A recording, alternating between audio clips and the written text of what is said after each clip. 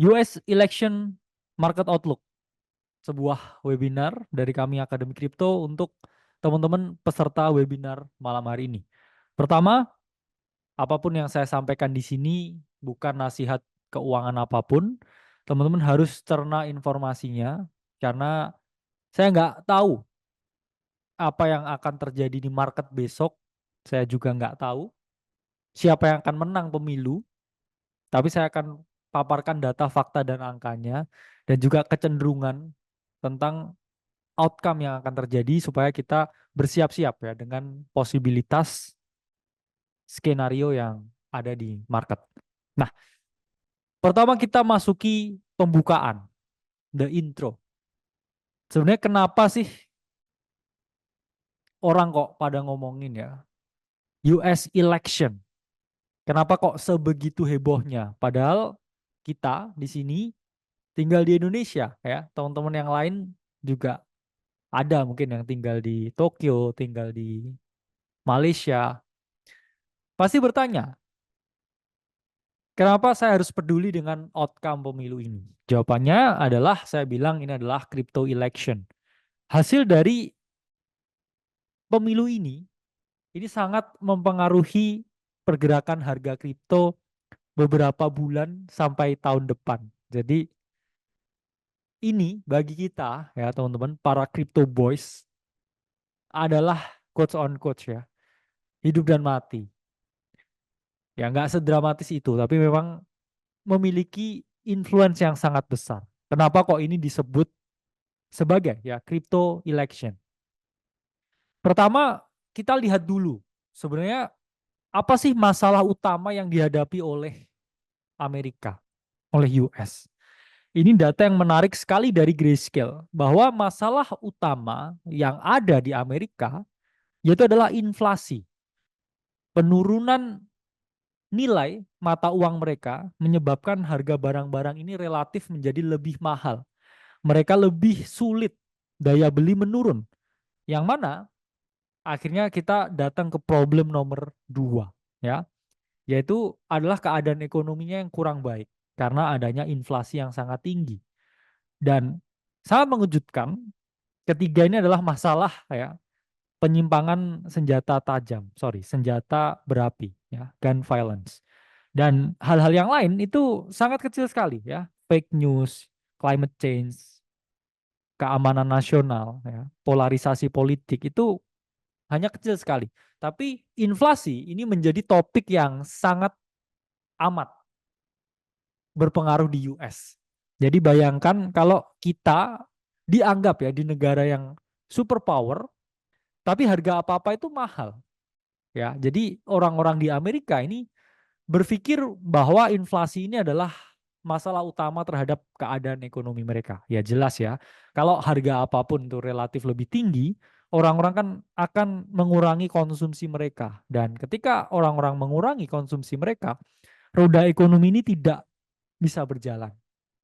Dan akhirnya ketika roda ekonomi tidak berjalan itu juga berkaitan erat ya dengan produktivitas perusahaan, dengan penerimaan negara dan lain sebagainya. Jadi ini adalah suatu hal yang sangat berkaitan dengan erat satu sama lain. Jadi teman-teman kalau ngomongin ekonomi itu bukan hanya satu faktor, tapi ada banyak sekali faktor, ada banyak sekali variabel, ada banyak sekali problem yang memang harus dilihat ya secara holistik. Nah, di sini menunjukkan ya bahwa inflasi is a one thing. Inflasi itu adalah sebuah masalah yang penting. Dan tentunya ya, lawan dari inflasi yaitu adalah kita melakukan yang namanya investasi. Ini juga data dari Grayscale menyebutkan ya bahwa ada suatu urgensi bagi masyarakat dan tentunya para voters di sini untuk mereka ini include kripto ke dalam portofolio mereka. Jadi mereka ini udah mulai lihat jalan cerah ya, titik terang bahwa kripto, Bitcoin itu merupakan salah satu solusi dari inflasi. Jadi ada urgensi yang sangat tinggi ya. Ini kita ngomonginnya konteksnya di Amerika. Untuk membeli kripto dibandingkan ketika Desember tahun lalu, Desember 2023. Jadi ada urgensi ya, dengan tingkat inflasi yang semakin tinggi. Oke. Jadi ada beberapa persepsi tentang crypto election ini.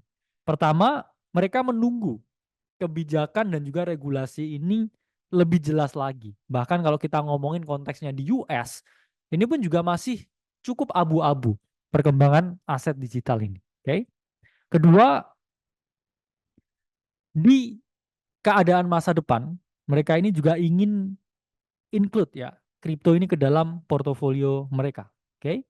Dan ketiga, mereka menunggu ekonomi membaik baru invest ke kripto. Ya, itu juga logis karena kalau mereka nggak dapat income tambahan, ya dari mana mereka bisa investasi. Jadi mereka menunggu ya faktor produksinya dinilai lebih tinggi atau barang jasanya ini laku di pasar sebelum akhirnya mereka juga bisa invest di kripto.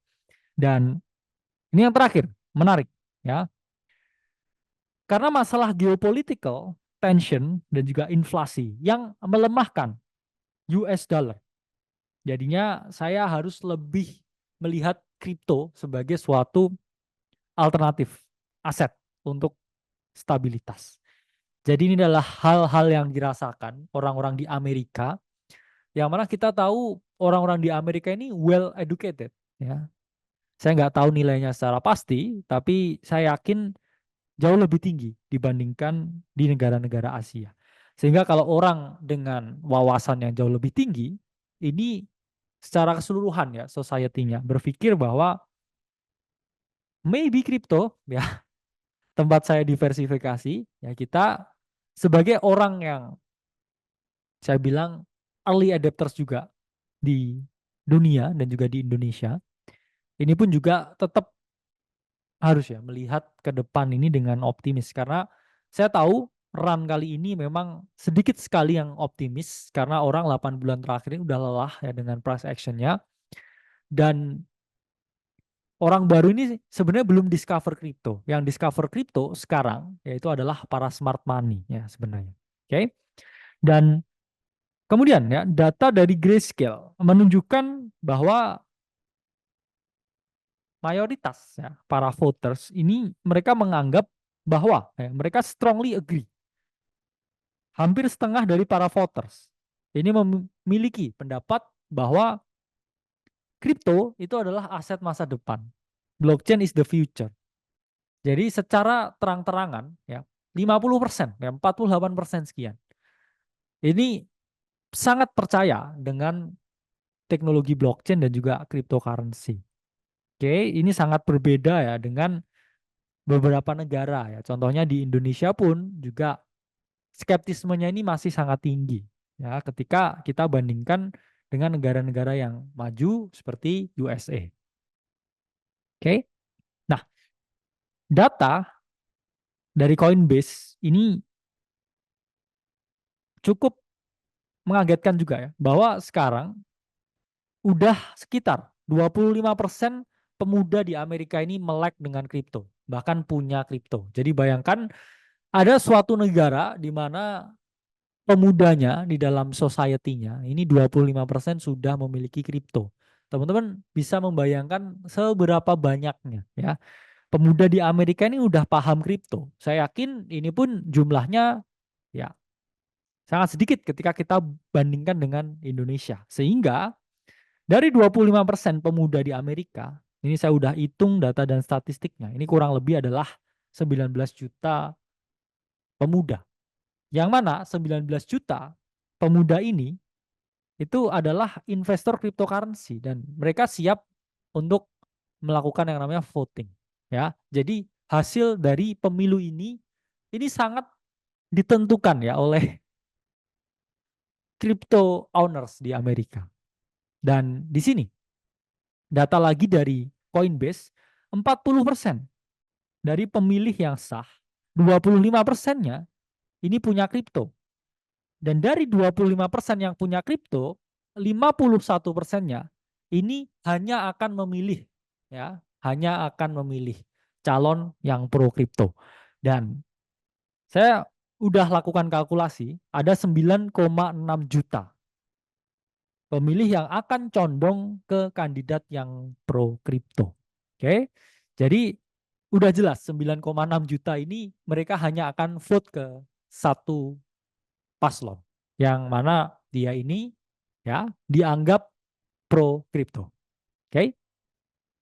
Sebelum kita lanjut secara dalam, saya ingin menjelaskan bahwa sistem konstitusi dan demokrasi di Amerika Serikat itu mirip dengan Indonesia, ya. Ada presiden dan juga ada kongres. Kalau di Indonesia, kongres itu seperti DPR, teman-teman, ya. Jadi ada istana negara, ya, kemudian ada gedung MPR, yang mana DPR itu membuat undang-undang dan juga mengawasi, ya, kebijakan presiden. Di USA itu juga sama, ya. Ada presiden di White House dan juga ada Kongres, yaitu adalah DPR. Yang mana ini diisi oleh dua partai, ya, Demokrat dan juga Republikan pasti. Hasil yang ada, ya, dari performa US stock market atau S&P 500 yang pasti, ya, mempengaruhi pergerakan harga dari Bitcoin itu selalu dipengaruhi oleh dua faktor, ya. Satu, siapa yang jadi presidennya, dari partai mana, ya, biru atau merah. Dan yang kedua, siapa yang pegang DPR-nya atau MPR-nya. Oke. Nah, pertama, kalau dari biru, ya, yang jadi, ya, mungkin saya nggak boleh sebut ini, ya partainya. Kalau biru yang jadi presiden dan semua kongres itu dikuasai, ya, oleh biru juga. Outcome-nya ini one party, ya. Bayangkan kalau presidennya dari satu partai dan semua, ya, kongresnya juga dari satu partai. Itu justru return-nya kurang oke, ya, berdasarkan sejarah. Hanya 2,2%, ya. Average 3 month return, ya, ketika setelah pelantikan itu terjadi, ya. Tapi kalau biru dan merah, ya, ini outcome-nya justru terbagi dan menghasilkan outcome yang jauh lebih bagus, 3,85%. Dan ketiga, skenarionya ketika divided, ya, yang terjadi adalah 3,93%, ya. Jadi presidennya dari biru dan juga kongresnya yang kontrol ini biru dan juga merah, itu lebih divided. Meskipun demikian, ini adalah data historis yang mana historical data doesn't equal, ya, future performance. Biasanya seperti itu. Tapi ini gambaran, ya, bahwa di Amerika keadaannya itu bukan hanya dikontrol oleh presiden tapi juga oleh Kongres. Kalau misalkan presidennya oke, saya mau pro kripto, Kongresnya melawan, ya, ini pasti nggak akan semulus ketika, ya, kalau satu menang, ya, yang merah menang jadi presiden dan DPR-nya juga dari yang merah, ya, nggak ada pajak kripto dan lain sebagainya, ya, itu ekosistemnya pasti akan exploding. Ya, saya bilangnya exploding. Tapi kalau satunya merah, ya, yang jadi dan kongresnya dari yang biru, ya pasti ada challenges, ya. Mau buat kebijakan ini ditentang, mau buat kebijakan ini dihantam aturan, meskipun juga, ya, dari presiden itu kuasanya lebih tinggi. Cuman ya pasti tidak semulus itu, ya. Jadi nggak ada negara yang benar-benar bebas, teman-teman. Aspirasi dari masyarakat, ya, aspirasi dari warga itu selalu diakomodasi oleh wakil rakyat. Dan teman-teman nggak perlu khawatir, ya, ini saya kasih spoiler alert, ya. Siapapun yang jadi presidennya, ya, bull market ini akan tetap jalan. Cuman bedanya kalau satu jadi ini naiknya lebih tinggi, kalau satunya lagi, ya, yang jadi itu mungkin nggak setinggi itu. Tapi kalau kita lihat dari satu, ya, halving, dua, performa dari Bitcoin sebelumnya, tiga, dari adanya flow ETF, ya hampir bisa dipastikan, ya, siapapun yang jadi presidennya, ini harga kripto akan tetap naik. Karena apa? Ya, ini data lama, ya, ini dari 2023. Kalau di election 2012, ya, itu harga Bitcoin itu hanya 11 dolar. Di 2016 harganya itu 710 dolar. Di 2020, ya, ketika COVID ini 15 ribu dolar ya. Dan sekarang di 60-an ribu ya. Dari pattern itu teman-teman bisa melihat ya. Meskipun ada pemilihan presiden lagi tahun 2029 di US ya, Bitcoin akan jauh lebih tinggi lagi dari sekarang. Oke. Saya percaya itu dan data historis juga mengatakan hal yang sama ya. Siapapun yang terpilih di election ini, Bitcoin ini akan lebih tinggi harganya ya beberapa tahun ke depan dari sekarang. Nah, kenapa kok bisa naik ya Bitcoin ini ya? Yaitu jelas jawabannya karena adanya likuiditas. Dan kalau kita melihat likuiditas itu bisa flowing ke banyak hal. Oke, kalau kita lihat budget pemilu dari periode ke periode itu selalu menunjukkan peningkatan. Ya jelas ya, karena adanya inflasi. Budget untuk membayar KOL ya atau social media influencer atau cetak banner dan juga bikin show di televisi di tahun 1984 itu pasti jauh lebih murah dibandingkan dengan 2024. Lalu ini kenapa ketika 2020 kok exploding, kok bisa 2020 ini budget pemilunya jauh lebih tinggi dari 2024? Jawabannya adalah karena COVID. Ketika COVID, mereka ini menggelontorkan insentif yang jauh lebih tinggi, mereka melakukan banyak sekali aksi sosial yang lebih mahal, dan saat itu ya, liquidity itu flowing benar-benar gila. Itulah kenapa 2021 dan 2020 itu bull run like we never seen before ya. Semua orang jadi kaya di bull run 2020 dan 2021. Oke. Pertanyaannya apakah itu akan terjadi lagi sekarang? Ya nanti kita akan bahas lebih dalam lagi. Oke. Kenapa harga kripto selalu naik pasca pemilu? Jawabannya adalah USM2, money supply.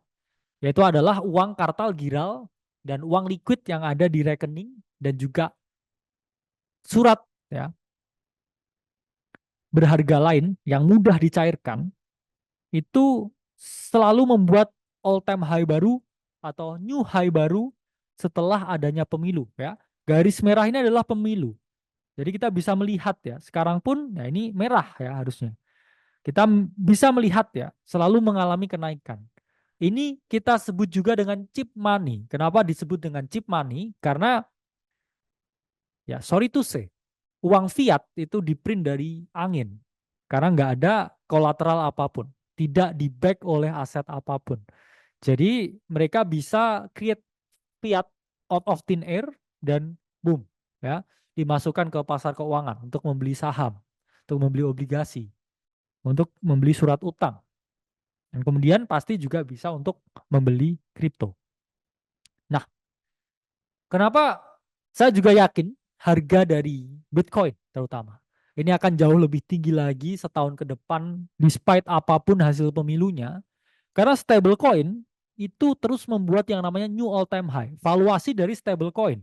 Kamu beli kripto, kamu beli Bitcoin, itu kamu harus membeli yang namanya stablecoin. Dan stablecoin itu adalah perwujudan ya dari fiat di dalam kripto. Yang mana saat ini valuasi dari total stablecoins market cap itu di 172 billion. Oke. Okay? Dan 69%, hampir 70% itu semuanya adalah USDT. Jadi teman-teman bisa bayangkan bahwa sekarang USDT itu ditambah dengan sangat banyak jumlahnya. Ya, USDT itu perusahaannya menambah pegawainya sampai 50%. Padahal kita tahu ya, Paulo itu orang yang sangat lean dengan operasinya. He know something. He knows something. Bahwa bulan kali ini ya akan butuh banyak sekali stablecoin. Protokolnya ini too big to fail dan saya udah beberapa kali jelasin ke teman-teman kalau ada food dari Tether, oke, itu adalah bottom signal yang harus teman-teman perhatikan. Jadi saya percaya dengan Tether, ya, saya percaya dengan USDT, meskipun not fully transparent, ya, mungkin cuma blind trust saja, ya, tapi protokolnya ini udah berkali-kali kena yang namanya pressure test dan juga nggak habis, ya, nggak downfall. Jadi sebelum ini ya, kalau USDT downfall, saya yakin semua market cap dari stablecoin juga akan downfall. Semua stablecoin akan drop. Kenapa? Karena 70%-nya itu adalah USDT. Gimana kalau valuasinya 70%-nya ini drop, ya semua akan turun. Logikanya sama seperti Bitcoin. Bitcoin itu ya dominasinya sampai 60%. Kalau Bitcoin turun ya 30% dari sini, ya apalagi yang lain. Ya kan logikanya seperti itu. Ya. Jadi never pray for USDT falls karena itu akan bring falls to USDC, USDD, USDE, BUSD dan lain sebagainya, ya. Dan secara tipikal market itu volumenya selalu spiking. Terutama di financial market menjelang election. Oke. Okay? Data dari PMFA menunjukkan VIX atau volatility index ini selalu spiking. Oke, itulah kenapa kita lihat Bitcoin ini udah mencoba menyongsong all time high ya di minggu menjelang pemilu, dan saya pun juga nggak enak juga ya feelingnya. Maka dari itu kita post ya tentang possibility dari adanya ya market crash karena over leverage in the system. Karena volatility yang sangat tinggi itu hanya di hype oleh leverage bukan oleh spot buy atau ETF. Dan ini juga data dari 2020.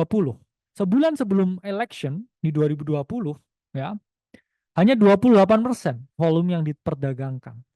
Tapi itu meningkat ya menjadi 42% di minggu election. Dan kemudian ya di 3 November 2020 hari election, hari ini di 2020 ya, itu peaking ya, volatility yang sangat tinggi. Kita udah melihat ya US stock market dengan sell off-nya menjelang pemilu. Nanti akan saya jelaskan juga mengapa sell off. Oke. Okay? Itu adalah banyaknya spekulan yang ingin memposisikan diri. Ya, itu yang terjadi sekarang. Dan kalau kita lihat, ini juga data dari Bitcoin di 2020. Saya nggak hanya lihat VIX atau volatility index yang mengukur volatilitas S&P dan juga US stock market, tapi kita juga lihat data dari Kaiko bahwa menjelang election 2020 Bitcoin ini juga volatile. Banyak sekali trade yang terjadi sampai peaknya ini sampai 20 juta perdagangan di Bitcoin. Ya, volumenya bahkan peaknya lebih dari 40 billion US dollar ya. Itu tinggi sekali volumenya untuk aset yang market cap-nya saat itu Bitcoin ya jauh ya lebih kecil dari sekarang. Ya, bayangkan volatilitas yang sangat tinggi seperti apa yang ada di market pada saat itu. Ya, meskipun saat itu juga emang COVID, banyak spekulan yang dari rumah ya, banyak retail yang saya bilang main ya, ikut jadi bandwagon di kripto, dan sekarang pun kalian 1.700 yang nonton webinar ini ya semuanya pendekar ya di sini. Kenapa? Karena hanya smart money dan kita 1.700 yang ngomong di sini. Actually retail itu belum kembali ya. Hanya smart money bidding on each other dan juga beberapa retail yang marah ya dengan performa kripto sekarang. Jadi kalian yang masih bertahan di sini, masih mau dengerin ini, ketika harga belum kemana-mana, ketika sentimen lagi paling buruk, sentimen lagi paling bearish di beberapa aset altcoin, tapi kalian di sini ya, setelah diombang ambing ya, sebegitu lama ya kalian hebat. Kalian luar biasa kalau menurut saya. Optimisme dan juga rasa keinginan belajarnya itu sangat tinggi. Dan yang pasti ya keyakinannya untuk menganggap Bitcoin dan juga kripto ini aset masa depan. Karena yang saya paparkan semua ini hanyalah data, ya, hanyalah fakta yang ada, sesuatu yang memang terjadi adanya. Oke. Okay? Dan volume Bitcoin option menjelang 2024 ini juga sangat volatile, ya. Itulah kenapa terjadi Oktober di bulan Oktober kemarin adalah tingginya ya volatility menjelang pemilu. Dan kalau kita lihat ya data dari Kaiko, futures open interest ya ini hits record yang paling tinggi dari yang paling tinggi sebelumnya. Jadi kita ngerti ya semua orang ini quotes on quotes ya, berspekulasi di pasar leverage, di pasar derivatif, di pasar futures. Mereka ya berharap ya orang-orang TradFi ini masuk ke kripto, investasi di kripto sekarang ini sama aja mereka long on Donald Trump. Mereka membeli Donald Trump untuk menang di cycle ini, untuk menang di pemilu kali ini. Dan open interest dari Bitcoin itu parabolik ketika terjadi ya run mendekati all time high. Itulah kenapa kita ingatkan untuk hati-hati. Ini data dari CryptoQuant. Tingginya open interest yang mana Bitcoin dominance juga sangat tinggi itu menyebabkan terjadinya price action yang tidak organik dan potensi crash ya atau flush harga yang dalam ya menjelang election. Tapi itu pun juga bisa teman-teman jadikan suatu kesempatan ketika datang untuk membeli Bitcoin. Dan nyatanya bukan hanya Bitcoin yang tinggi open interest-nya, tapi banyak sekali ya yang membuka posisi di Ethereum dengan leverage di derivative market. Itulah kenapa di sini kita lihat spiking open interest dari Ethereum dan Ethereum pun di retrace kembali lagi ke entry-nya sebelum hype up volatility dari election ini ya. Bayangkan build up position dan juga naik kemudian dihantam turun. Itu cukup menyedihkan dan untuk para holder Ethereum cukup menyedihkan untuk keseluruhan market altcoin ya. Kita diberi harapan tapi hanya berlangsung 1 minggu dan kemudian sell off terjadi lagi. Bahkan banyak spekulan yang mendukung Kamala. Ini juga membuka posisi long dari XRP. XRP juga tinggi ya open interest-nya untuk mereka membuka XRP. Kenapa XRP ini kok lebih favorable ke Kamala Harris? Nanti akan saya jelaskan lebih dalam lagi ya. Oke, kita ngomongin sesuatu yang paling least popular, yang paling nggak disukai orang, yang paling diharapkan untuk tidak terjadi, yang saya harapkan tidak terjadi, oke, yaitu adalah skenario ketika Kamala Harris menang. Apa yang terjadi kalau Kamala jadi presiden di US? Pertama, sebelum kita lihat ya price actionnya ini akan kemana, altcoin akan ngapain, sektor apa yang harus di-beat, kita ngomongin dulu.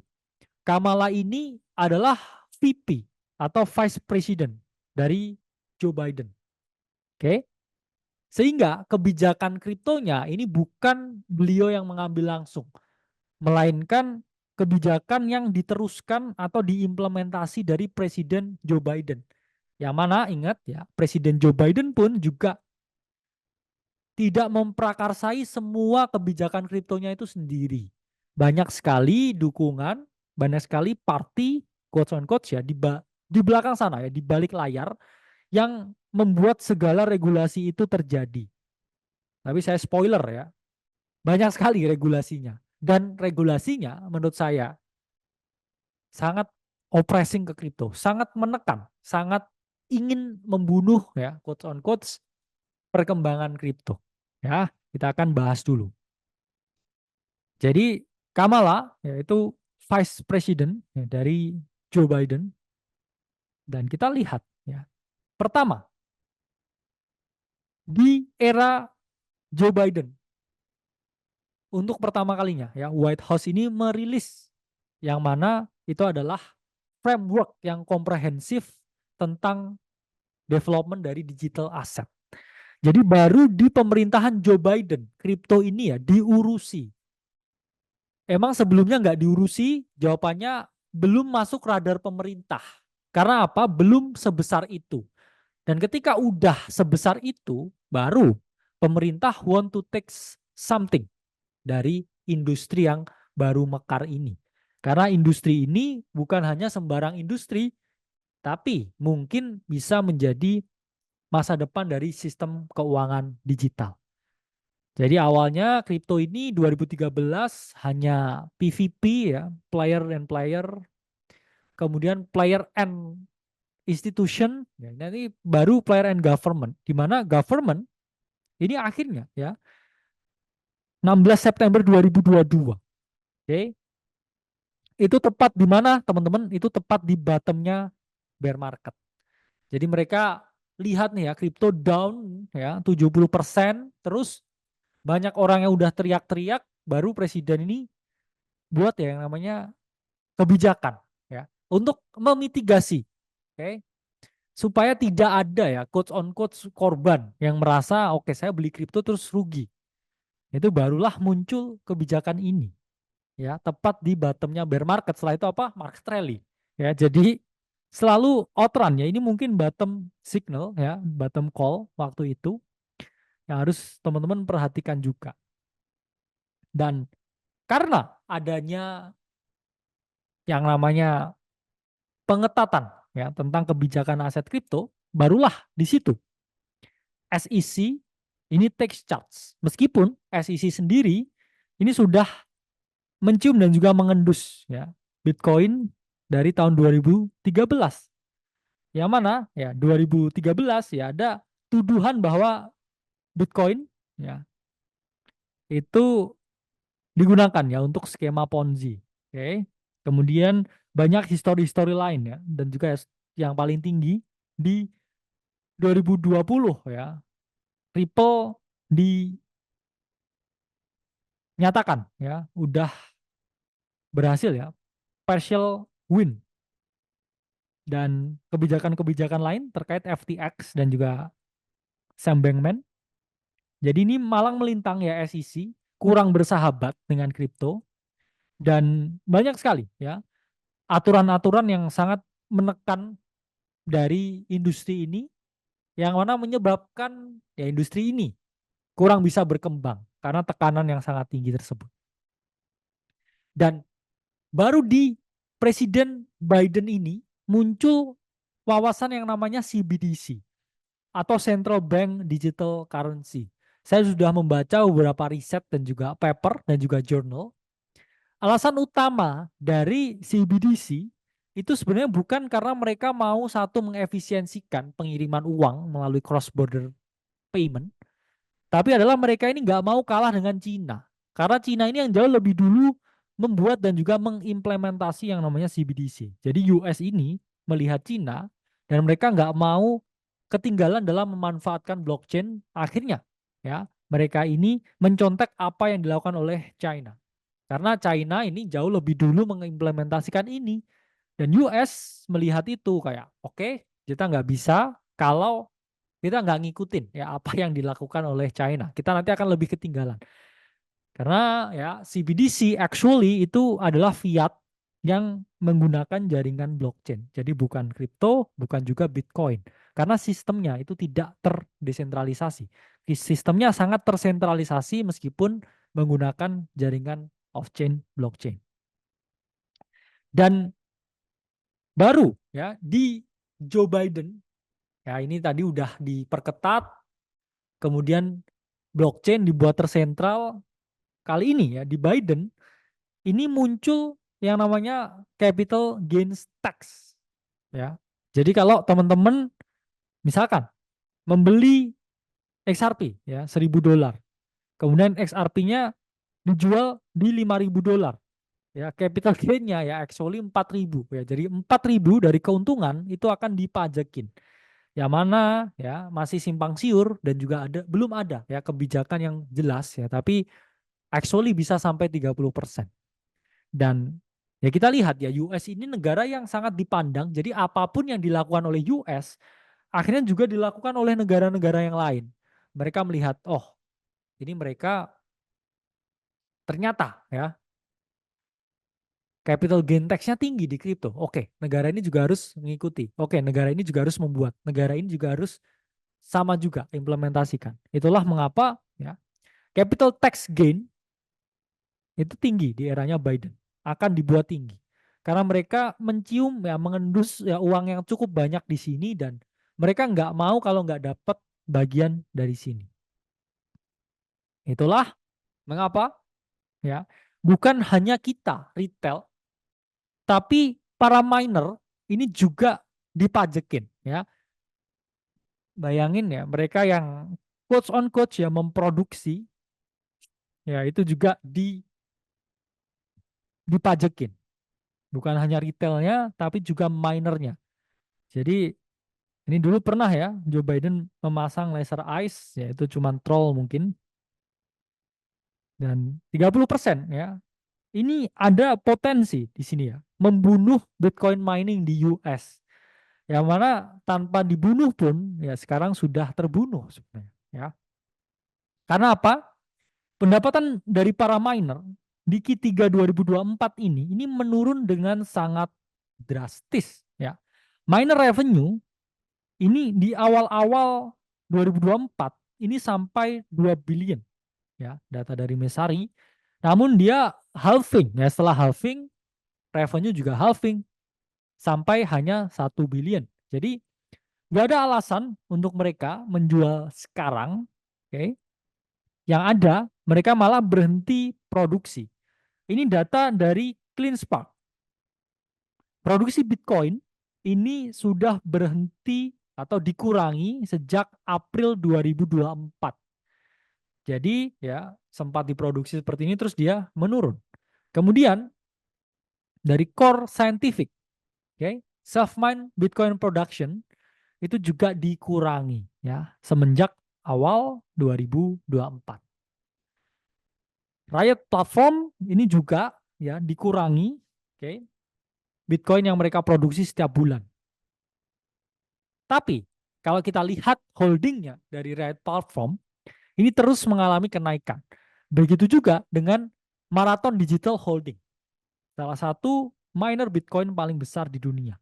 Mereka udah stop untuk produksi di awal tahun 2024, tapi holdingnya ini mengalami kenaikan yang signifikan. Ini menunjukkan apa?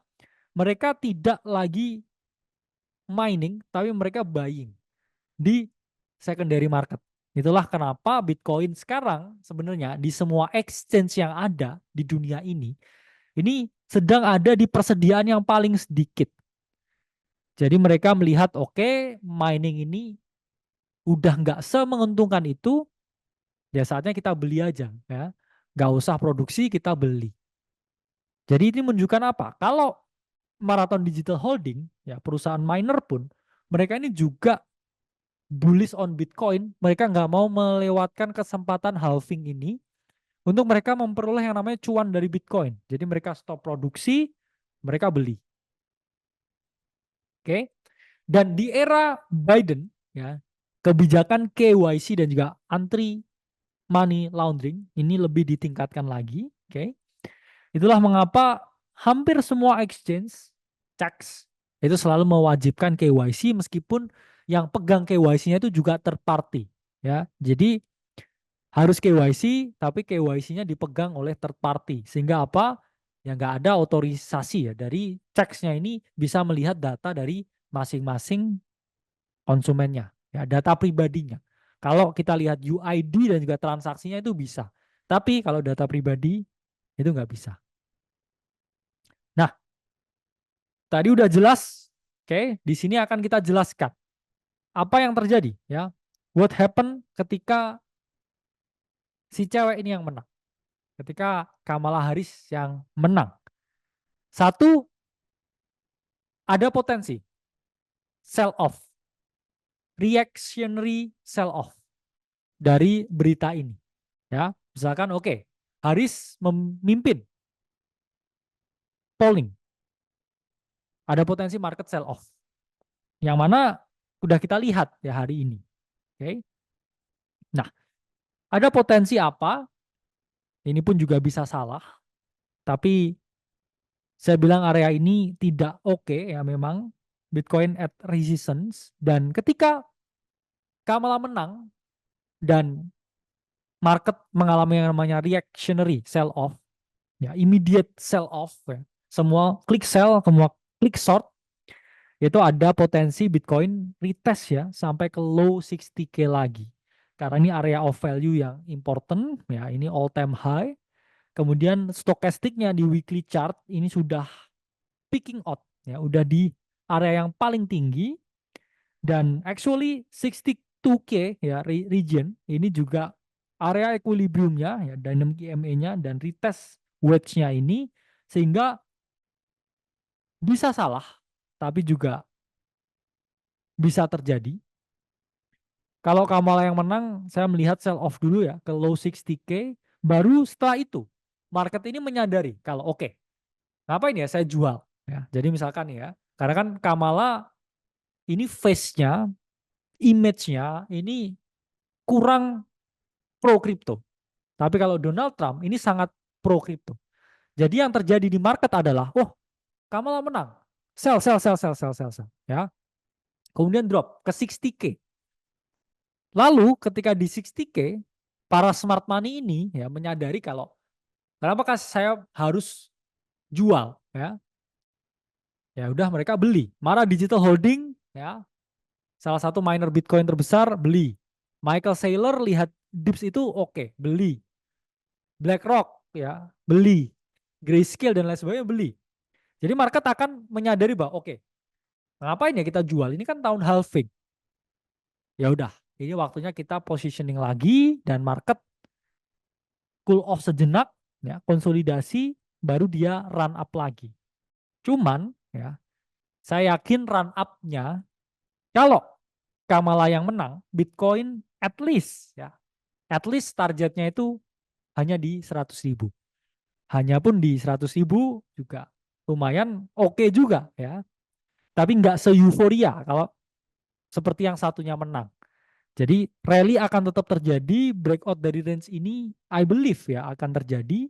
Saya tidak bias karena saya punya Bitcoin, tapi saya melihatnya itu berdasarkan 4-year cycle, berdasarkan flow ETF, berdasarkan kepentingan dari para smart money sekarang, ya, berdasarkan dengan apa yang udah terjadi. Karena kripto itu too big to fail, dan teman-teman lihat tadi ya, ada puluhan juta owner kripto di US, dan kripto ini global market ya. Jadi nggak hanya US yang bisa bidding.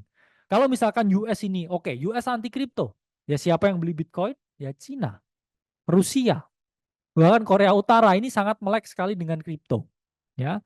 Jadi Kamala is a one thing, is a one variable, tapi for year cycle saya rasa akan tetap terjadi. Ya, itu pendapat saya pribadi. Oke. Dan kedua, mungkin ya altcoin season itu tidak terlalu euforia, ya naik tanpa euforia. Ya kita ngomong naik tapi nggak seperti alt season di tahun 2021. Saya berkali-kali bilang kalau ini run up-nya alt season, altcoin ini memang nggak se-euforia tahun 2021. 2021 was something else dengan adanya COVID dan semua orang di rumah dan semua orang pegang HP, semua orang jadi trader kripto pada saat itu. Tapi ya, ada dua skenario yang bisa saya lihat di sini. Pertama saya akan menjelaskan, ya ini kuning ini adalah Bitcoin halving. Bitcoin dominance itu datanya ya, drop kurang lebih 200 hari setelah Bitcoin halving. Yang mana harusnya sekarang sampai akhir tahun ini Bitcoin dominance ini sudah top out di angka 60%. Harusnya ada spiking dikit ya setelah pemilu, dia baru drop dan juga altcoin baru bisa rally. Nah, ini skenario A. Tapi skenario B, ini yang paling buruk, kalau ini area 60%, ini break, ada chance Bitcoin ini ke 70%. Yang mana? Ya altcoin nggak akan naik euforia, kita hanya trading naratif to naratif yang ya kadang disedot meme, oke? Okay? Tapi smart money akan terus bidding Bitcoin. Jadi ini hanya smart money melawan smart money yang lain memperebutkan Bitcoin di tengah balutan ETF dan juga gold ya yang keep on parabolic dan making new all time high. Jadi naratifnya sangat didorong oleh kenaikan Bitcoin only. Ya. Jadi ada chance ripping up ke 70% baru top out setelah itu. Ya. Dan ini dua skenario yang harus kita perhatikan. Apa yang saya harapkan ya, saya harapkan A. Saya berharap ya kenaikan Bitcoin oke ke 100.000, tapi ya altcoin pun juga harus dikasih rally. Karena bukan saya bias karena saya punya altcoin, tapi secara siklus drop dari Bitcoin dominance itu selalu terjadi 231 hari setelah halving. Ya, kuning ini halving, ini drop. Oke, di 2017 2018. Kuning ini lagi ya drop di 2020 2021. Kuning ini lagi drop, oke, di 2024 2025. Nah, kalau skenario A, altcoin ini kira-kira rally sampai seberapa jauh ya? Pertama, kita lihat tadi ya, data 230 hari, 210 hari, kurang lebih 200 hari setelah halving, itu nggak oke kalau kita hanya lihat Bitcoin dominance, tapi kita juga lihat total 3 ya. Kapitalisasi market di luar Bitcoin dan juga Ethereum. Kalau kita lihat ya 210 hari setelah halving, total 3 ini rally. Dan harusnya mendekati akhir-akhir tahun ini adalah 210 hari setelah halving. Ya, same pattern ya, masih konsolidasi. Kalau kita lihat peaknya altcoin di tahun 2021 itu hanya sekitar 1 triliun US dollar. I think kalau Kamala menang, targetnya nggak tinggi dan juga nggak terlalu muluk-muluk. Ya, at least kita retest lagi valuasi altcoin di 1 triliun. Bayangkan ya teman-teman, semua altcoin yang ada di market ya, dengan jutaan koin yang ada ya, dengan semuanya itu kalah dengan 1-2 saham saja. Jadi kita juga melihat industri ini sangat kecil ya. Jangan sampai nyerah dikocok beberapa bulan ini. Ini persis kayak kamu dikocok di sini ya. Beberapa bulan dikocok baru dia parabolik. Ini juga ya beberapa bulan ini dikocok. Kalau dia parabolik, kalau Kamala yang menang, target saya ya at least itu hanya ke 1T lagi ya. Karena ingat pajaknya tinggi ya, miner dipajakin, semua industri kripto di sana diperketat regulasinya, ya, harus KYC, ya, kemudian semua diatur, ya, sehingga industrinya nggak bisa seberkembang itu dengan pengawasan yang saya bilang ekstra tinggi. Oke. Nah, kalau skenario B, ya, meskipun saya bilang ini kecil sekali, ya, kemungkinannya, altcoin kenaikannya hanya kecil. Kenapa kok tetap ada skenario ini? Satu, ya selain jelas halving. Dua, ETF Bitcoin ini adalah ETF paling sukses sepanjang sejarah ETF. Ya, total holding dari ETF saat ini sampai 1 juta Bitcoin. Ya, bayangkan 1 juta Bitcoin sekarang udah dipegang institusi. Ya, mungkin mereka nggak mau jual di harga lebih tinggi. Nggak mungkin mereka nggak mau create liquidity. Ya, bahkan CEO-nya BlackRock pun sampai siaran terus ya di CNBC, siaran terus di televisi, advising buy Bitcoin ke retail. Ya, jadi mereka ini yang udah pegang 1 juta ini, mereka nggak mau sell for cheap. Ya, mereka juga mau sell when it's parabolic. Jadi Kamala yang menang atau Trump yang menang, para pemegang modal yang udah pegang Bitcoin banyak, ini pasti mereka akan teriak karena mereka pun juga mendanai kampanye-kampanye mereka. Ya, either way siapa yang menang, Bitcoin akan tetap menang. Karena mereka, oh ini saya punya barang nih 1 juta ya, saya udah danain kamu kampanye. Tolong ya, Bitcoinnya jangan terlalu diganggu. Saya punya barang, ya konsumen saya punya barang, klien saya punya barang. Please, at least make it to 100K. Please, at least buat orang parabolik ya, kemudian orang euforik, baru kita jual beberapa. Kita punya holding yang sangat besar. Bisnisnya sangat besar sekali. Billions of dollars. Ya. Dan inflow dari ETF Bitcoin ini sangat konstan. Meskipun harganya choppy seperti saat ini, Oktober ini kenaikannya, meskipun leverage-nya tinggi, ETF juga naiknya tinggi. Ya. Kenaikan ETF ini sangat tinggi, teman-teman. Ya, selama Oktober 2024 ini. Ya, ini historical net flow trend. Nggak pernah turun meskipun ya nggak setinggi awal-awal peluncurannya. Awal-awal ini orang kaget, positioning semua, akhirnya kena top. Sekarang ini mulai spiking, volumenya ini mulai naik. Could be a beginning of a new trend yang nggak turun-turun. Dan fund volume dari Bitcoin beda dengan Ethereum ini meningkat dengan signifikan. Tandanya fund volume itu apa? Fund volume itu adalah uang dari fund, uang dari para smart money yang jumlahnya cukup besar, bukan uangnya retail. Ini transaksi big player, ya.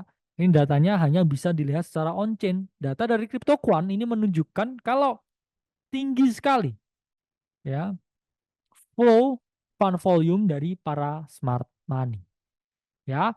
Dan kalau kita lihat data dari Delphi Digital, ini ETF ini meskipun ya ada di range ini, appetite ya, rasa inginnya untuk membeli ETF ini tetap tinggi.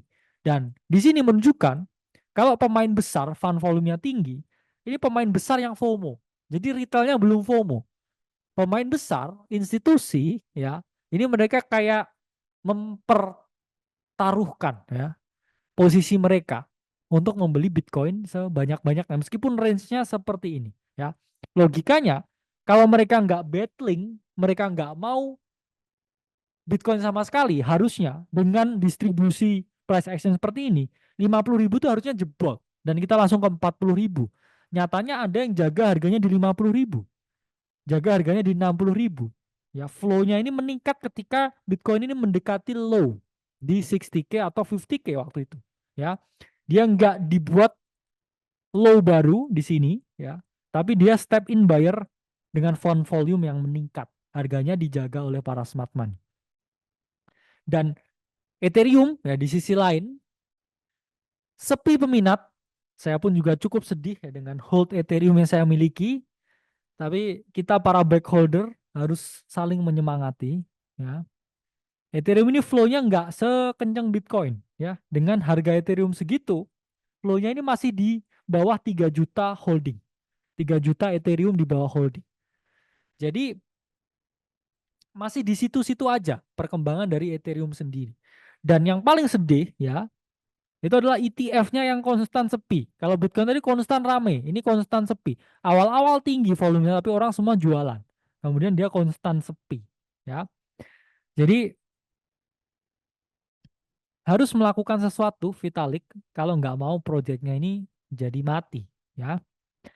Dan fund volume dari Ethereum ini jauh lebih sedikit dibandingkan dengan Bitcoin yang lebih tinggi.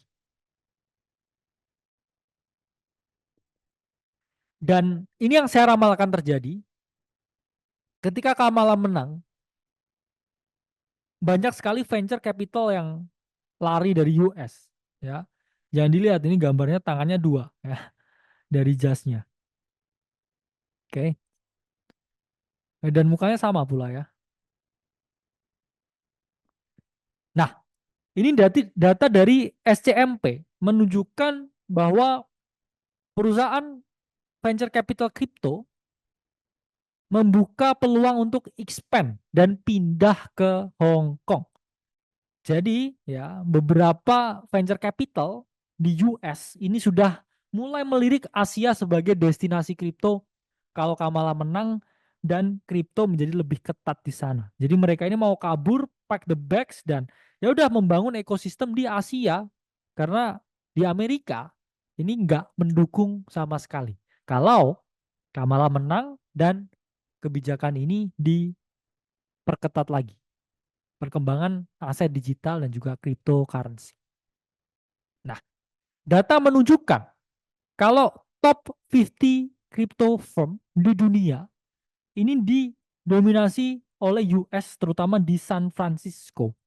45,2% data dari Fintech News menunjukkan bahwa top crypto ya global itu ada di San Francisco dan ada di US. Kenapa kok di San Francisco? Ya teman-teman tahu Silicon Valley ada di sana dengan adanya ekosistem teknologi digital yang tinggi, pasti mereka juga sangat melek sekali dengan cryptocurrency.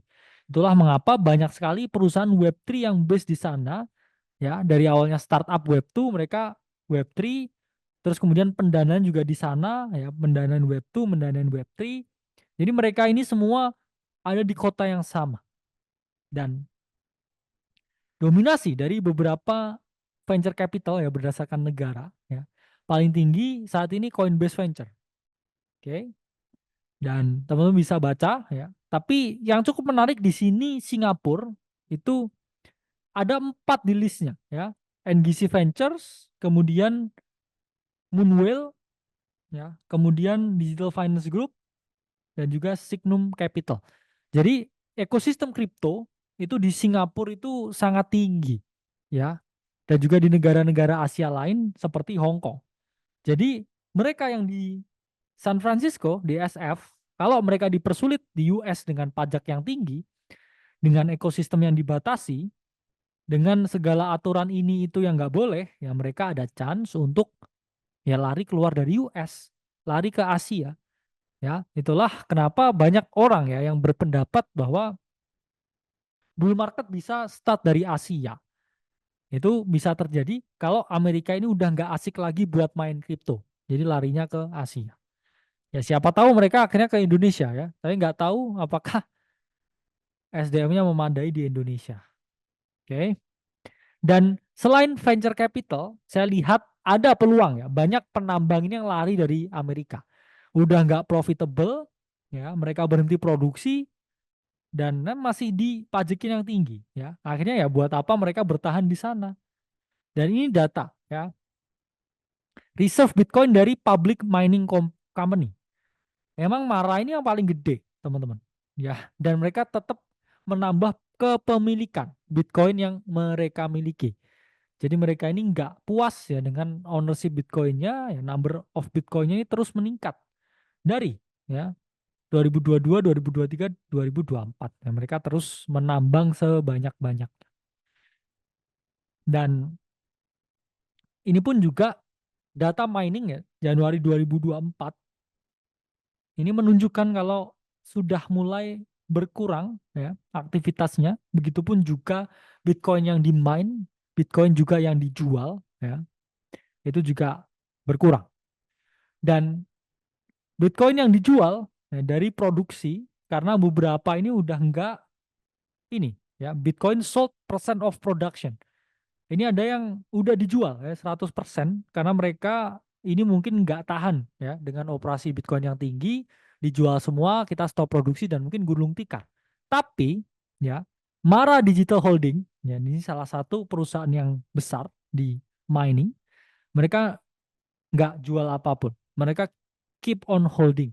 Mereka tetap percaya dengan rally ini, tapi kalau mereka beberapa yang jual, ini teman-teman, bukan berarti mereka ini nggak bullish dengan Bitcoin, tapi mereka harus menutup yang namanya biaya operasional, biaya produksi, dan bukannya mereka ini nggak mau hold Bitcoinnya, tapi kalau nggak dijual, gimana bayar listrik sama karyawannya. Jadi besar kemungkinan ya yang dijual itu mereka stop produksi dan ada kemungkinan gulung tikar. Dan karena ada narasi ya anti USA, kemudian semua pindah ke Asia, ya USA ini udah nggak asik lagi. Ada narasi ya, PAM dari Asia. Ya mana ya kita lihat ya beberapa ekosistem ya bukan hanya para pendananya, tapi koin-koin yang lahir dari Asia ini juga bisa teman-teman lirik ya. Karena ingat ya dulu ketika US ini ada sanksi yang besar, ketika US ini sangat tidak friendly dengan kripto, yang ada justru apa?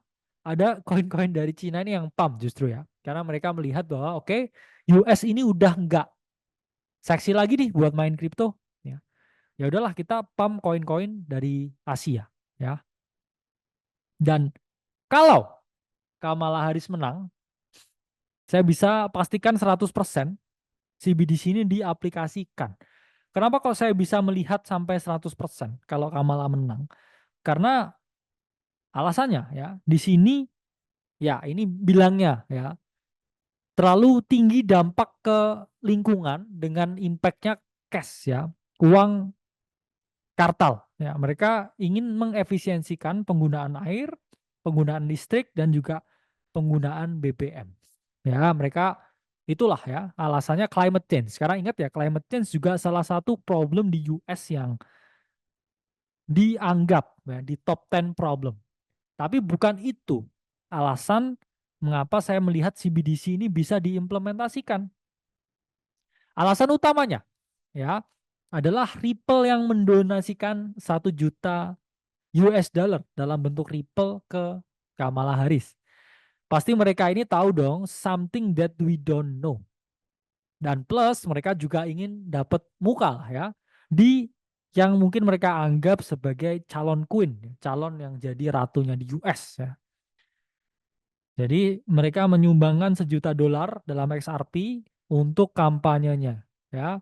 Harapannya ya, kalau ini menang dan CBDC diimplementasikan, Ripple ini akan dapat something ya. Somethingnya apa? Yaitu adalah teknologinya ya yang digunakan untuk adopsi CBDC di US.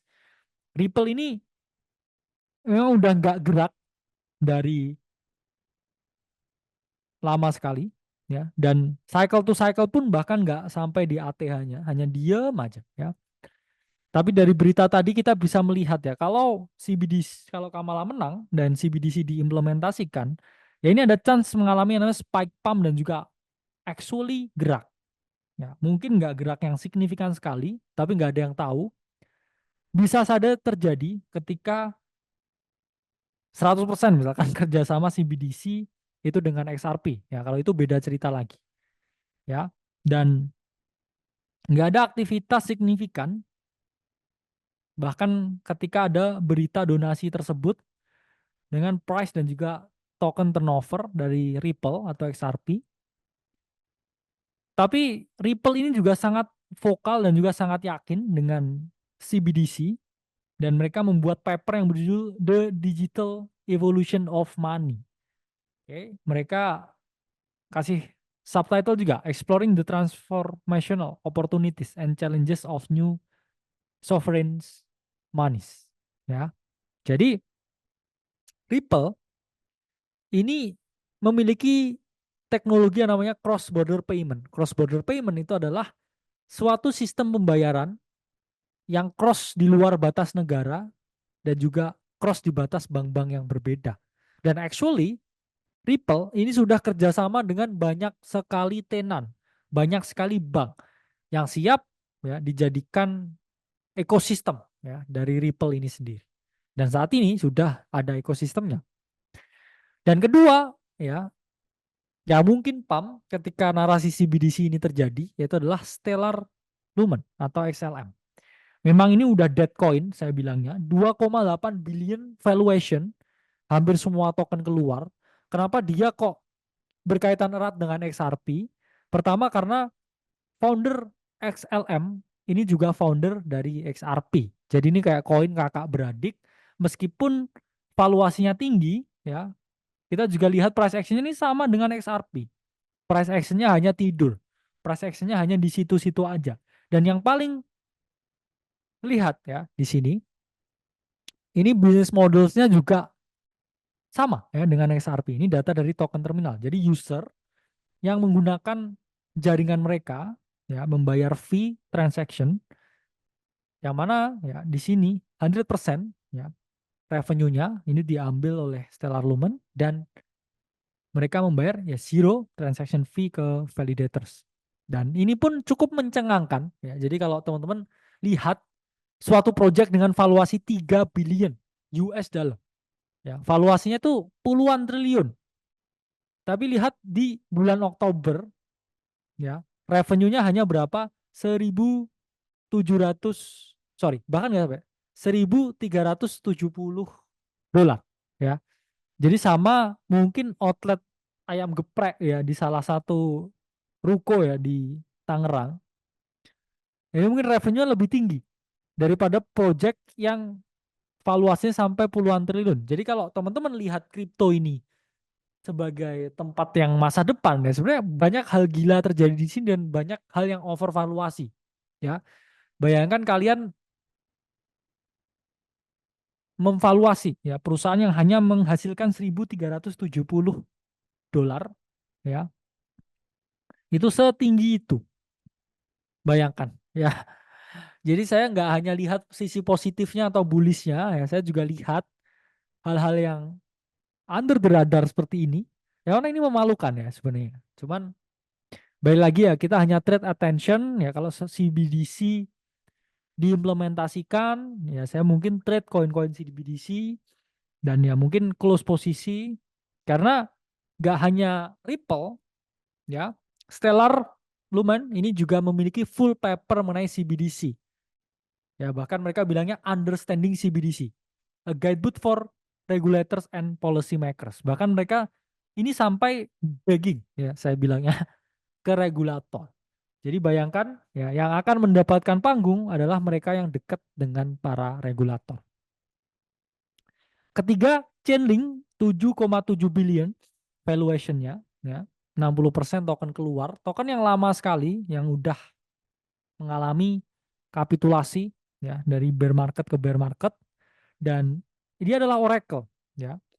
Jadi di apps ya membayar fee ya untuk menyediakan ya layanan di blockchain, dan revenue share tipenya untuk Chainlink yang mana 0,5-nya atau 50%-nya ini akan dibayarkan ke node operator dan juga destinasi blockchain.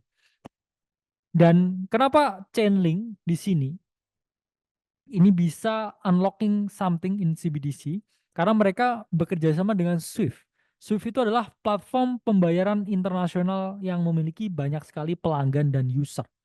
Dan ketika CBDC dan juga cross border payment antar negara ini dilaksanakan, ya, ada chance juga teknologi yang dimiliki Chainlink digunakan, dan adanya kolaborasi ini bisa meningkatkan ya harga dari Chainlink itu sendiri. Dan keempat ya Hedera, yang mana kita tahu ini juga koin lama. Jadi koin-koin lama ini memang memiliki pesona tersendiri ya dengan narasi CBDC-nya. Karena ya ada chance mereka ini pump spiking puluhan persen ya ketika ini terjadi dan ada partnership yang terjadi. Dan Hedera ya ini kerja sama dengan Ghana. Dan kalau kita lihat, okay, di sini model bisnisnya dari user yang menggunakan blockchain-nya membayarkan 100 transaction fee ya, 90 untuk validator, dan mereka ambil 10%-nya ya sebagai revenue ketika dia mengkoneksikan ya validator dan juga user atau pengguna. Nah, Hedera sendiri juga sangat vokal dengan CBDC, dan di sini kita lihat artikel di website resminya, What is a Central Bank Digital Currency, aka CBDC. Mereka juga begging ya dengan penerapan CBDC dan penggunaan ya, teknologi yang mereka miliki. Nah, selanjutnya saya bilang adanya potensi AI super cycle ketika Kamala Harris menang. Mengapa AI super cycle? Balik lagi, kita melihat apa yang dilakukan Joe Biden di partai yang sama, mereka hanya mengulangi hal-hal yang sama. Bukan hanya tentang kripto yang baru mereka keluarkan regulasinya, namun juga tentang AI. Ya, mereka membuat suatu kebijakan ya melalui Executive Order on the Safe, Secure, and Trustworthy Development and Use of Artificial Intelligence. Jadi Oktober 30 2023 ya, sebelum run AI yang luar biasa di awal 2024 kemarin, mereka ini mendukung sekali pertumbuhan AI dan melihat AI ini adalah masa depan di tengah semua masyarakat yang ya, sedang ada polema dan masalah ini. Mereka berpikir bahwa AI actually akan meningkatkan produktivitas dari para kerja ya, dan juga meningkatkan ekonomi. Itulah mengapa kalau kita lihat selama pemerintahan Joe Biden, Nvidia ini up only, naiknya signifikan, naiknya sangat tinggi. Karena apa? Ya, Nvidia ini adalah perusahaan yang menyediakan hardware untuk perkembangan AI. Dan di sini harga sahamnya up only. Up only ini tidak hanya karena fundamentalnya bagus, tapi kebijakannya ini yang mendukung. Dan kalau kita lihat di Q1 2024, narasi AI juga mendapat yang namanya tetesan dari ya, kebijakan AI di era Joe Biden. Dan I think banyak sekali ya smart money yang saya kenal di Indonesia yang all in di Nvidia ini, dan berpikir kalau Nvidia ini bisa ke 200. Jadi ini kenaikan yang luar biasa gila ya. Dan perkembangan AI ini sebenarnya masih jauh dari kata selesai. Karena kalau kita ngomongin AI, ya ini ada 3 komponen. Satu manusia penggunanya, 2 assistance-nya, yaitu adalah fungsi AI untuk membantu pekerjaan manusia. Dan 3 itu adalah agent yang menjembatani hubungan antara human and assistance from AI. Dan kita ini baru memasuki yang namanya age of agents. Ya, age of assistance sudah. Kalau kita lihat age of assistance, ini contohnya adalah ketika kita menggunakan Siri, ChatGPT. Kita kan udah menggunakan Siri ini beberapa tahun yang lalu. Kadang-kadang kita kan nyuruh ya, Siri please play something ya. Itu udah lewat eranya. Sekarang kita mau melewati atau memasuki era yang namanya age of agents. Jadi AI ini lebih advancing lagi. AI ini bisa melakukan rekomendasi, berpikir sendiri, dan berinteraksi. Itu age of agents. Tapi ya yang paling ngeri, ketika udah 100% implementation, kita akan memasuki yang namanya AGI.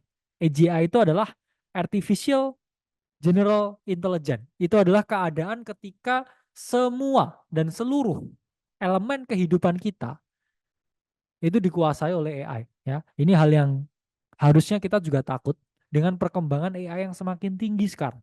Dulu masih disuruh-suruh, dulu suruh ini, suruh itu, suruh ini, suruh itu. Age of Agent udah ada sedikit involvement.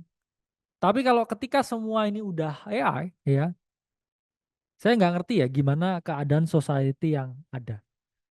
Apakah saya suka? Ya saya cenderung takut sebenarnya teman-teman ya.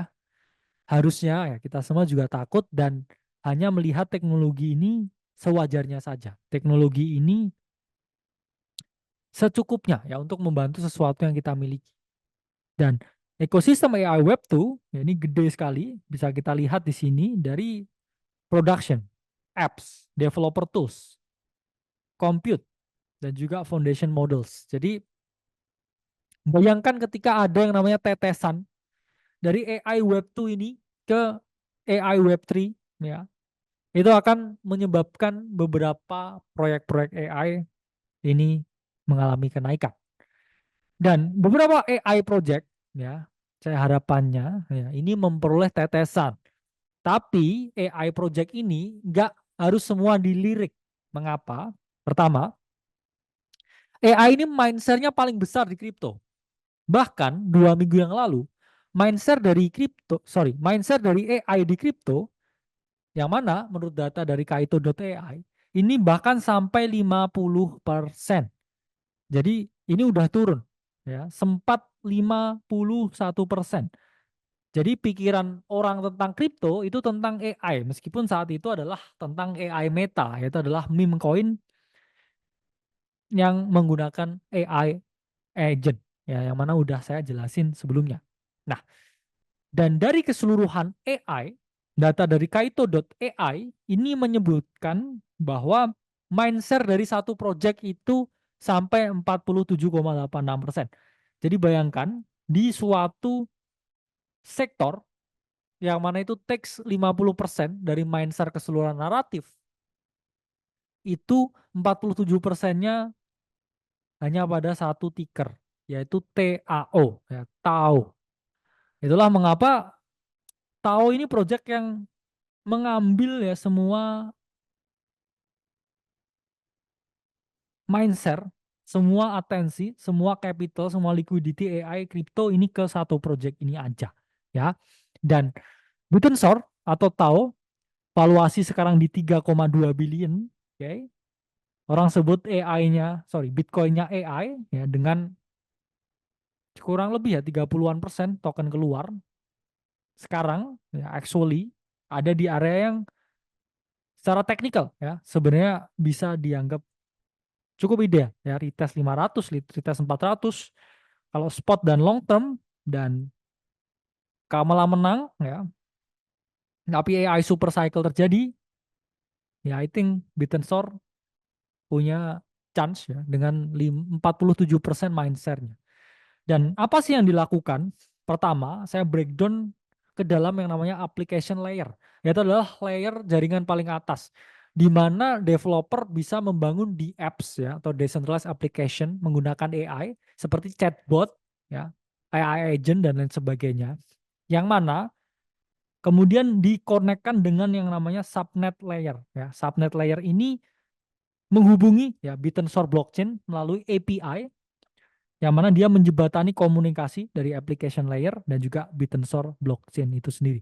Jadi quite simple but very complex ya apa yang dilakukan oleh Tao, karena saya dengar ya dan juga banyak ya, lihat podcast tentang Tao dan juga Bit&Store. It's a very good ya AI decentralized project. Dan sekarang ya dia retest ya dengan selling pressure yang cukup kenceng ya karena Bitcoin dominance ini lagi tinggi-tingginya. Dan kalau Kamala yang menang ya outlook ini bisa langsung salah. Jadi teman-teman harus keep in mind untuk posisinya di spot dan juga punya exposure-nya untuk jangka panjang. Ya yang pasti jangan all in ya dari semua uangnya, hanya berapa persen aja dari portofolionya. I think sekarang tahu retesting ya di weekly chart-nya. Tapi ingat kalau ada berita menang ya dari Kamala, ada potensi market dump dulu ya, kemungkinan baru realize dan naik lagi. Karena sekarang pun juga udah cukup ya dumpnya, sudah cukup kita lihat ada yang namanya dump. Dan kedua, hanya dua ya project AI yang saya lihat, bukan saya rekomendasikan, ya saya hanya bahas ya sebagai seorang informan, itulah Spectral ya atau SPEC. SPEC ini relatif kecil, hanya 110 juta market cap, 12% token keluar. I think ini bisa jadi sesuatu yang harus diperhatikan ya. Dan weekly chartnya ini dia ada potensi ya retest di 8 dan membentuk higher low di situ.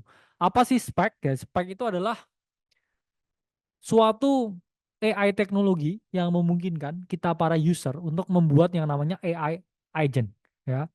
Jadi saya udah coba pakai ya, teman-teman juga bisa cek websitenya. Misalkan saya mau compute something. Oke ya, spek buatkan saya strategi trading dengan ini dan ini. Ya, dia akan secara otomatis mendeploymasikan ya AI agent untuk membantu kita ya, untuk lebih secara spesifik mengerjakan pekerjaan-pekerjaan tertentu yang lebih sulit. Dan ya kita tahu ya era AI meta ya ini sedang sangat hype dengan adanya GOAT, dan saya pun juga trade ya beberapa koin-koin AI meta, nggak banyak, hanya untuk seneng-seneng juga. Jadi teman-teman harus keep in mind, sangat berisiko tinggi ya, apapun yang sifatnya baru, satu itu. Dua, apapun yang sifatnya masih dianggap aneh ya untuk beberapa orang. Nah, ini ya outlook dari possible kemenangan calon yang saya harapkan menang, yaitu adalah Donald Trump. Apa yang terjadi kalau Donald Trump menang?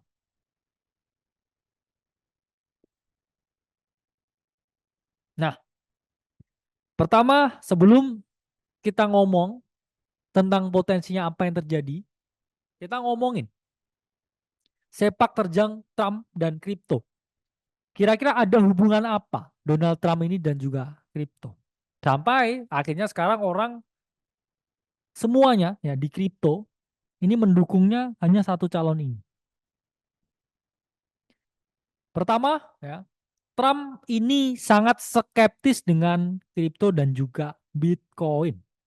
Ya, jadi ingat ya, di 2019 di X dia ini mengungkapkan, I am not a fan of Bitcoin and other cryptocurrency which are not money. Ya, dan mereka yang memvaluasi ini ya, secara volatile dari thin air, ya ini mereka adalah orang yang terlibat dalam aktivitas ilegal. Jadi ingat ya, 5 tahun berselang setelah tweet ini, sekarang dia begging ya untuk semua orang memilih dia dan menghancurkan ya calon yang kurang pro kripto atau not pro kripto. Dan di live televisi Donald Trump ini pernah bilang kalau kripto ini ancaman untuk dolar. Ya, jadi Donald Trump ini bilang di live televisi kalau dolar ini bisa hancur dengan adanya cryptocurrency ini. Ya mungkin ada beberapa hal yang membuat saya bisa menyimpulkan kenapa Donald Trump ini sangat skeptis dengan kripto. Satu, beliau ini juga ada di rentang generasi yang tua ya. Jadi skeptismenya terhadap aset digital itu sangat tinggi. Dua, beliau ini orang yang sangat tinggi patriotismenya dan sangat radikal. Sehingga apapun yang bersifat bisa mengganggu kedaulatan negaranya, apalagi mata uangnya, dia juga nggak suka. Dan ketiga, dia ini belum melihat ya kenaikan Bitcoin yang signifikan karena ketika dia keluar dari White House dan digantikan Joe Biden, kripto ini baru ripping up harganya. Jadi dia tuh masih 50-50 dulu, nggak ngerti maksudnya apa, ya sehingga 2019 sangat skeptis dengan kripto, ya. Jadi masa jabatan Trump itu berakhir ketika kripto itu sedang hot, ya. Jadi di sini, ya ketika kripto baru breakout dan parabolik, ya, ini Donald Trump udah out dari White House. Jadi dia nggak melihat ya dan nggak membuat kebijakan apapun related to crypto karena dulu nobody give attention tentang crypto. Apalagi di era sebelum 2020 ya masih seperti ini ya mereka ini anggap ini apa sih ya angin di internet. Baru ketika breakout semua orang oke, gimana saya pajekin barang ini? Gimana saya buat aturan tentang ini? Dan itu adalah yang terjadi di Amerika. Dan akhirnya setelah Donald Trump ini ya mengungkapkan kalau saya nggak ngerti kripto, ya ancaman untuk US dollar dan lain sebagainya. Pada 16 Desember 2021, Melania Trump itu istrinya malah merilis NFT, ya. Yang mana ya ini bisa teman-teman lihat di melaniatrump.com. Teman-teman bisa membeli NFT-nya istrinya Donald Trump ya dengan harga $150. Ya. Ini bisa dilihat ya Connect Wallet untuk membeli NFT. Jadi bayangkan dari 2019 bilang scam, 2021 istrinya berkoar ya untuk beli NFT saya ya. Itu adalah perubahan yang cukup cepat ya, hanya dalam waktu 2 tahun. Ya ingat ya manusia itu berubah ya teman-teman. Jadi harus fleksibel dengan perubahan dan nggak mau kalah dengan istrinya, oke. Bahkan Donald Trump juga akhirnya merilis NFT tepat pada market bottom yaitu di 2022. Ya, beliau membuat Trump Digital Trading Cards di 2022 Desember ya. Dan anehnya yang terjadi adalah harga floor-nya dari investmentnya Donald Trump di NFT ini nggak dropping. Sehingga mayoritas hampir semua orang yang membeli NFT-nya ini cenderung untung. Ya, untung to close BEP. Ya, ini menunjukkan ya kalau pesonanya presiden, ya mantan presiden US ini yang ke-45 ini masih tinggi di para anggota komunitas. Oke. Dan melihat ya besarnya audiens kripto, Trump akhirnya mendahului Kamala datang ke Bitcoin Conference dan teriak-teriak kalau saya pro kripto, saya akan memecat Gary Gensler, saya akan membuat Amerika ya sebagai negara kripto dan lain sebagainya. Karena itu tadi, kita lihat 9,6 juta vote itu pasti tentang pro kripto. Jadi Donald Trump melihat puluhan juta ya, calon pemilih yang harus diyakinkan tentang convictionnya terhadap aset ini supaya dukungannya ini naik, ya dia whatever it takes. Ingat Donald Trump ini adalah seorang pengusaha, ya. Apapun dia lihat yang bisa menjadi duit, ya pasti dia ambil kesempatannya. Bahkan ya dia udah meludah, ya dia jilat lagi ludahnya, dia buat NFT, istrinya buat NFT, ya. Terus dia menyanjung kripto, bahkan membuat token kripto yang nanti akan saya jelaskan lebih lanjut. Nah, itu adalah World Liberty Financial atau tikernya WLFI. Ya, saya nggak advise teman-teman untuk membeli WLFI. Kenapa? Karena di klausulnya ditunjukkan kalau ini non-transferable, jadi kita nggak tahu mekanisme pembelian dan distribusi tokennya seperti apa. Belum terlalu jelas, tapi yang jelas di sini adalah WLFI atau World Liberty Financial. Ini adalah platform DeFi atau Decentralized Finance.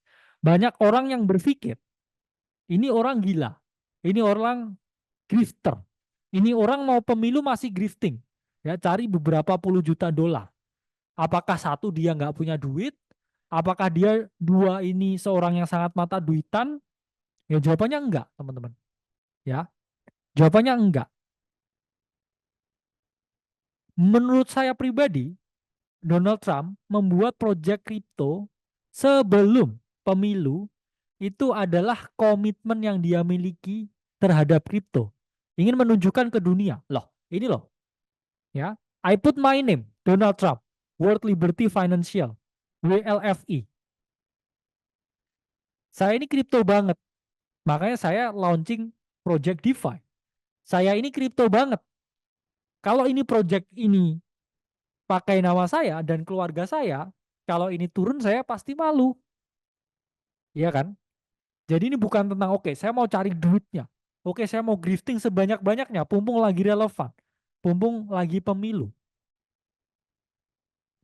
Jadi dia launch ya WLFI ini sebagai wujud bahwa saya mau nama saya ini digantung ya di token yang namanya WLFI dan whatever happen after pemilu, saya ini akan tetap pada project ini, tetap di kripto.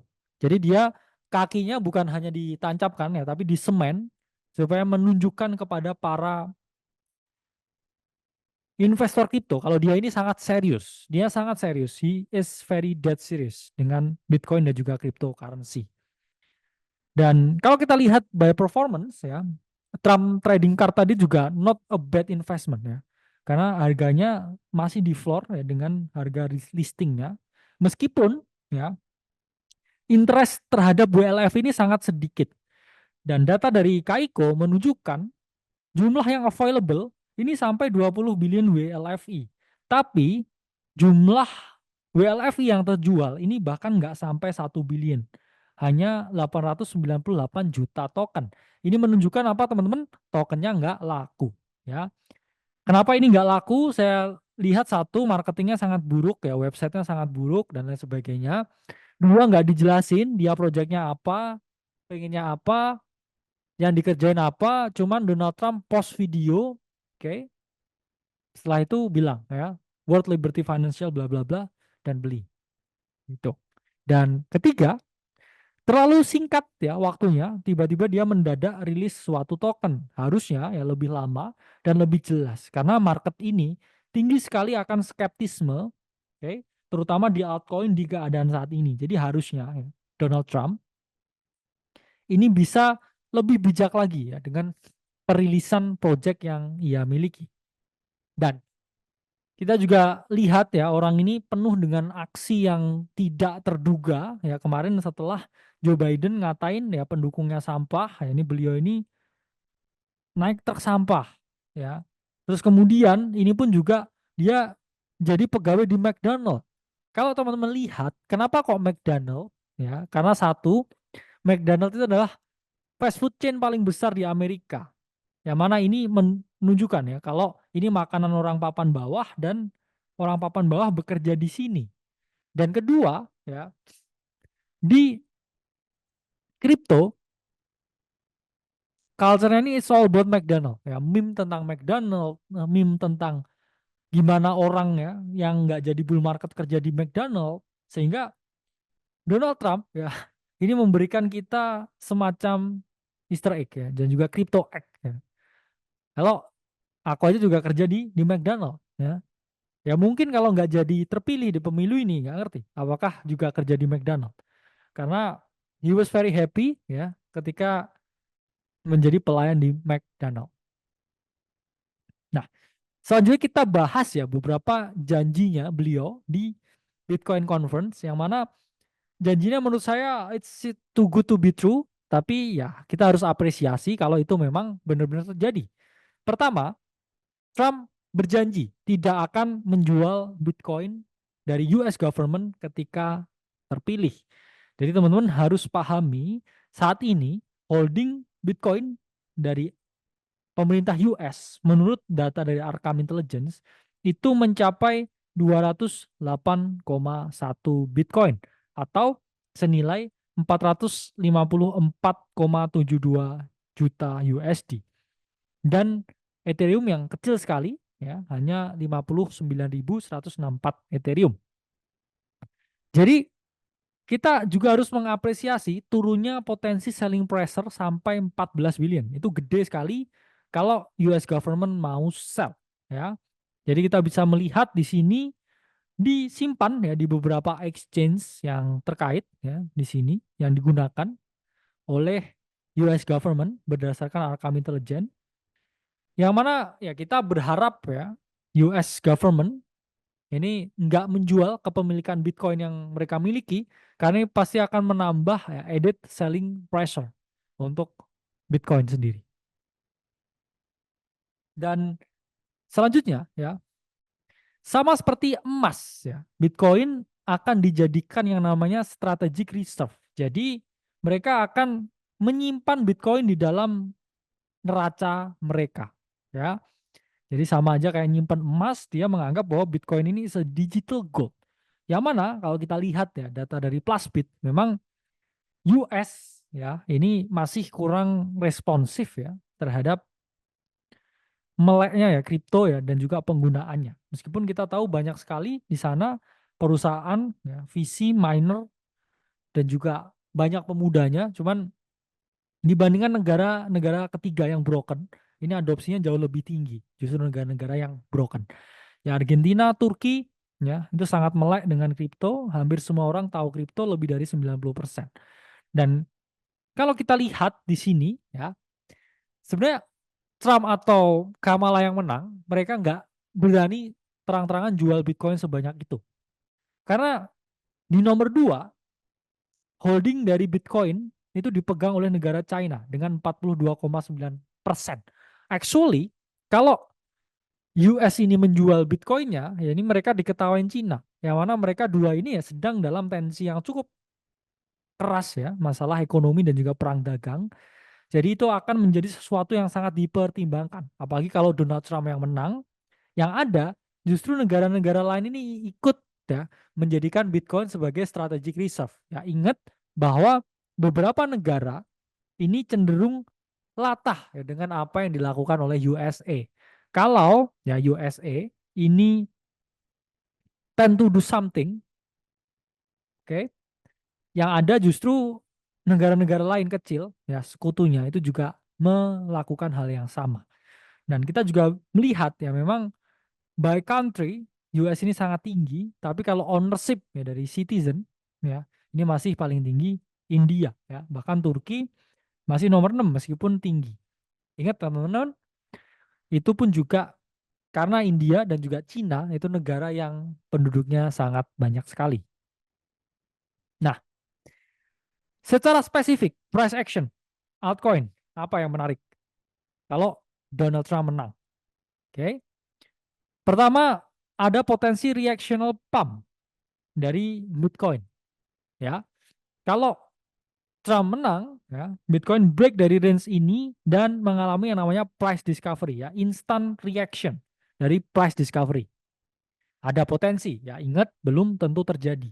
Tapi saya melihat ya reaksi pasar ini akan lebih positif, orang akan FOMO, wah presiden yang pro kripto menang nih, oke saatnya beli Bitcoin, beli Bitcoin, beli Bitcoin. Dan terjadi yang namanya short squeeze, ya posisi short yang di atas ya 73.000 ini terlikuidasi semuanya ya billions of dollars akan terlikuidasi, harga naik, orang FOMO, institusi FOMO dan terjadi yang namanya price discovery kalau Donald Trump menang. Dan ingat ya itu adalah suatu potensi.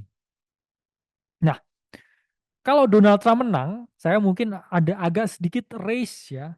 Ini bukan data saya yang buat, tapi target Kamala atau Trump yang menang ini saya lihat dari Bitcoin Fair Value Logarithmic Regression Band. Yang mana di akhir tahun 2025 ya, fair value-nya Bitcoin ada di range 140 ya sampai 120.000. Nah, jadi itu pun saya lihat ya sebagai target yang apakah masuk akal? Ya dibilang masuk akal bisa juga ya. Karena ingat teman-teman kalau kripto apalagi Bitcoin itu udah keluar out of the bonds ya. Dia mengalami yang namanya rally. Nah, itu rally-nya nggak bisa diprediksi satu seberapa cepat, dua tingginya seberapa ya. Bup, langsung naik aja. Dan ketiga, nggak ada retest. Apapun nggak ada retest. Jadi either you position yourself now atau kamu akan ketinggalan pump-nya. Ya, itulah yang terjadi di market. Apalagi di market kripto yang sangat cepat ini. Ya. Dan seberapa sustain dan possible price discovery-nya bisa kita lihat ya performa dari Bitcoin di Q3 2024 ini. Ya. Pertama, ya, kalau kita lihat kuartal by kuartal, Q3 2023 Bitcoin ini harganya 26,9. Di Q3 2024 ini di 66,083. Kenaikannya cukup signifikan ya dari 526 billion valuation ke 1,2 ya triliun. Oke. Dan kemudian di sini juga datanya cukup ini ya. Daily active address justru menurun dari 666 ke 461. Dan kalau kita lihat ya, NFT sale sempat tinggi ya di akhir 2023 dengan inscription dan lain sebagainya, drop lagi ya sekarang. Dan kalau kita lihat transaction juga cukup tinggi ya, dan revenue dari miner ini justru sempat naik kemudian turun ya dari Q1 2024 52,4 juta USD ke hanya 28,5 juta USD. Jadi turun ya dari kuartal on kuartal sampai 30,2%. Dan kemudian ya inflow kuartal on kuartal meningkat dan didorong oleh IBIT. Oke. Jadi we know ya BlackRock bidding very very hard di Q3 ini. Dan itu pun terpancar dari inflow-nya. Saya pernah menjelaskan sebelumnya tentang potensi dari inflow dan juga potensi dari ETF pattern ya. Nah, data menunjukkan ya, sudah saya jelaskan di slide-slide awal bahwa ETF holding sudah mencapai 1 juta Bitcoin ya, meningkat 9% dari kuartal sebelumnya. Itulah angka yang sangat signifikan, oke. Dan inscription dari Bitcoin ya sayangnya menurun drastis.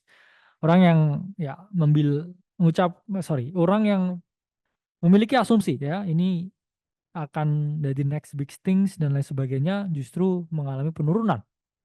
Dan kalau Trump menang ya, tapi kalau tadi Kamala menang, saya kan run-nya altcoin paling hanya ke 1 triliun ya US dollar. Oke.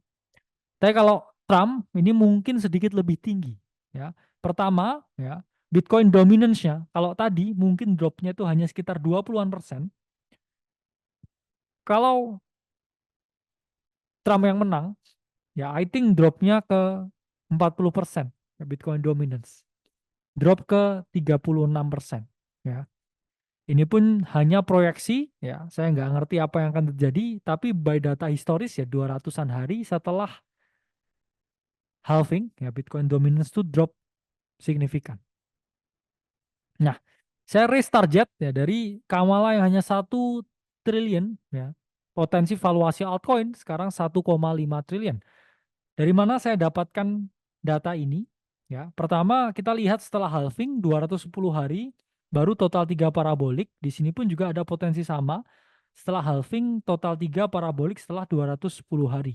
Dan panjang dari 1,5 triliun atau 154% dari range ini itu saya dapatkan dari copy paste run up yang kita lihat di 2021. Jadi run up 2021 ke peak di 2022 ini saya copy paste dan saya letakkan di sini ya. Expansion move-nya ada chance ke 1,5 triliun.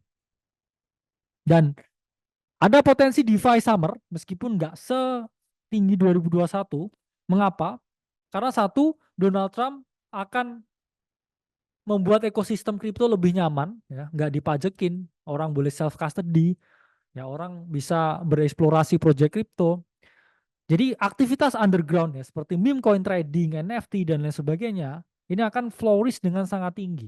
Ya ingat ya, presidennya yang menang ini punya token DeFi. Presiden yang menang ini juga punya NFT. Ya, itu adalah wujud komitmen yang beliau berikan ke market. Sehingga market, ya, terutama decentralized finance ini akan flourish lebih tinggi dan ada potensi ya. DeFi summer seperti 2021. Dan data ini ya, kalau kita lihat ya, crypto total DeFi market cap ya, sama 153 hari ya. Kalau DeFi itu setelah halving mengalami yang namanya kenaikan atau pump. Dan kalau kita lihat polanya sama, continuation. Di sini ascending triangle, breakout, dan di sini ya ada possible bullish pennant dan juga dia breakout. Ada di area 0,5-nya. Dan dari extension move yang kita lihat ya run up 2021 naik 1000%, di sini ada chance naik 224% sampai mungkin ya ke 250 billion ya.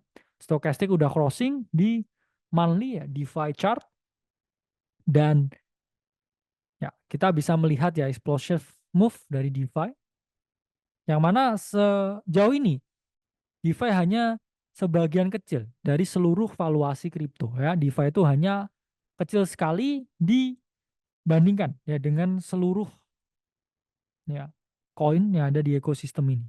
Nah, kemenangan Trump ya bisa membawa kejayaan DeFi karena kebebasan orang untuk bertransaksi, kebebasan orang untuk berinovasi, dan DeFi pun relatif underperform. Ya, teman-teman kalau kita lihat data 3 bulan terakhir, sektor yang bisa dipertimbangkan ya dengan kemenangannya Donald Trump dan secara indeks ya, DeFi is very very undervalued sekarang dengan valuasi yang ada. Dan apa nih ya? DeFi yang interesting, big, medium to low caps. Ingat ini skenario ketika Trump menang dan saya bisa salah. Jadi teman-teman harus melakukan money management yang tepat.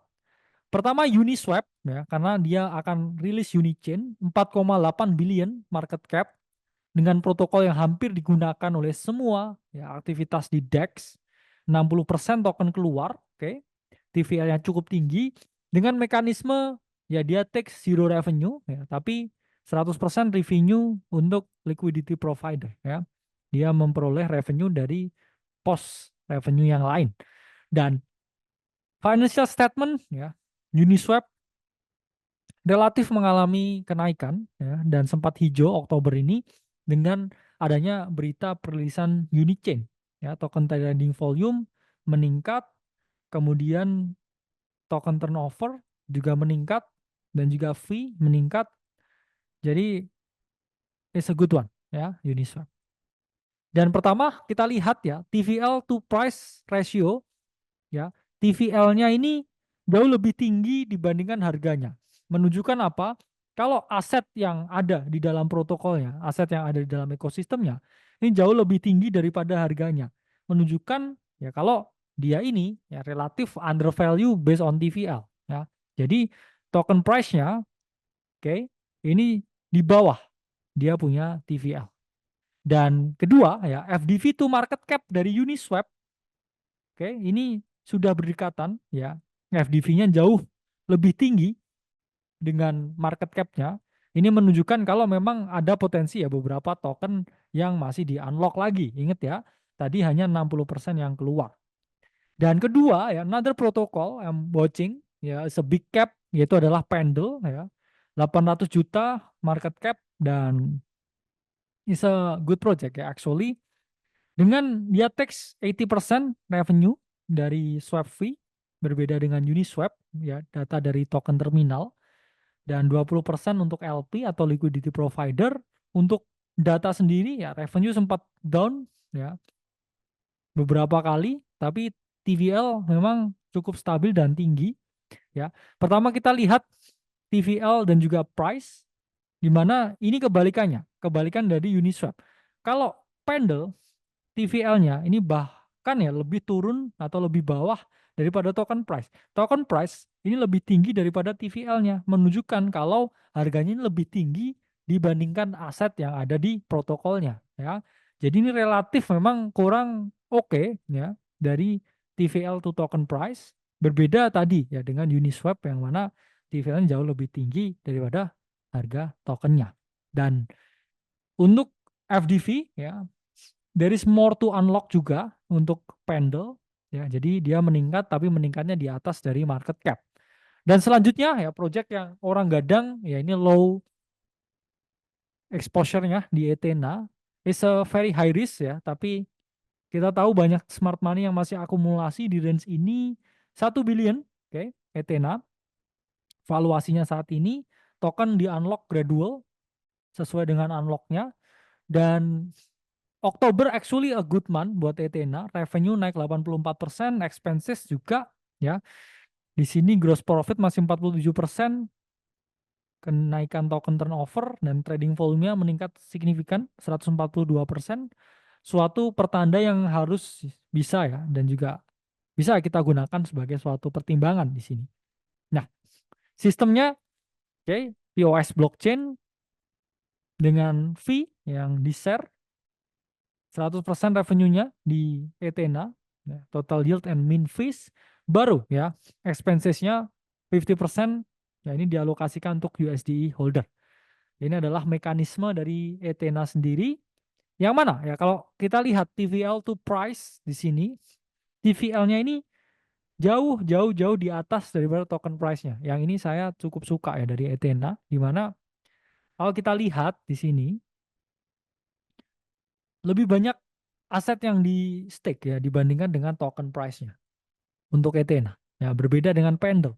Dan di sini memang ya ini yang sangat jelek ya, masih banyak sekali token yang nanti akan di-unlock ya, FDV-nya sangat tinggi ya dibandingkan dengan market cap. Jadi sangat hati-hati dengan inflationary.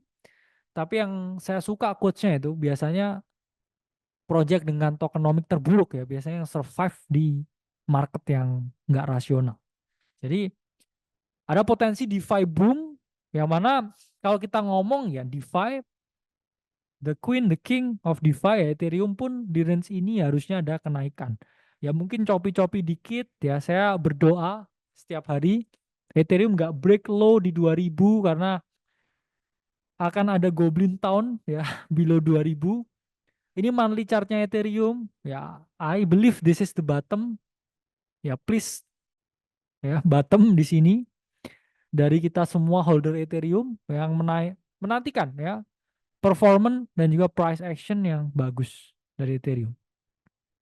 Dan ETH to Bitcoin rasio ya, selalu underperform Ethereum dibandingkan dengan Bitcoin setelah semua naratif yang ada, setelah ETF dan lain sebagainya, dia tend to be very underperform ya.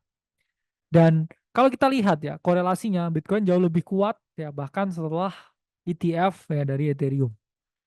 Dan trading volume dari Ethereum itu masih jauh lebih rendah dibandingkan top 50 altcoin. Jadi dari 50 altcoin yang ada, Ethereum ini masih lebih sedikit diperdagangkan. Dan di sini ya, altcoin relatif liquidity increase di 2024 masih didominasi oleh top 10. Saya bilang di sini teman-teman bahwa winner always win ya. Masih mendominasi liquidity-nya di top 10 ya. Kalau mau top 40 kamu harus siap ya dengan liquidity yang jauh lebih sedikit ya, gamblingnya juga lebih sulit ya, terlalu banyak token yang ada sekarang ya, milihnya sangat sulit kecuali kamu fokus di winner. Oke. Dan the spurge ya, update setelah update yang mana di sini saking keselnya ya developernya bilang ya goal fix everything ya. Jadi kayak mereka pun juga frustasi ya dengan teknologi yang mereka buat. Mereka juga berpikir how ya, kita bisa buat project ini nggak mati ya. Dan Vitalik ya works harder than you think sebagai KOL. Saya nggak tahu founder apalagi yang lebih aktif di Twitter daripada Vitalik. Bahkan sampai Vitalik ya menunjukkan dia mindset nomor 1 sebagai KOL di kripto. Ya mereka aktif sekali ya. Vitalik aktif sekali reply-replyan dengan berbagai personality di kripto Twitter. Ya sudah sedesperate itu. Jadi kalau ini nggak bottom, ya saya nggak ngerti bottomnya di berapa ya. Semoga ini adalah bottom. Terakhir, conclusion ya. Pertama, Trump atau Kamala, kripto itu adalah market global. US election ini adalah sesuatu yang harus diperhatikan, tapi bukan menjadi sesuatu yang harus ditakutkan. Karena ada yang namanya siklus 4 tahunan, di mana harga kripto itu cenderung mengalami kenaikan setiap kali hal itu terjadi. Jadi, teman-teman di sini tetap lihat ke outlook utamanya. Kalau kripto itu teknologi masa depan, ada siklus 4 tahunan, ya ada halving, flow ETF yang sangat tinggi, apapun hasilnya itu hanya mempengaruhi price target kita, bukan outlook yang kita miliki. Saya pribadi seorang pendukung Donald Trump dan saya berharap Donald Trump yang akan memenangkan pemilu kali ini.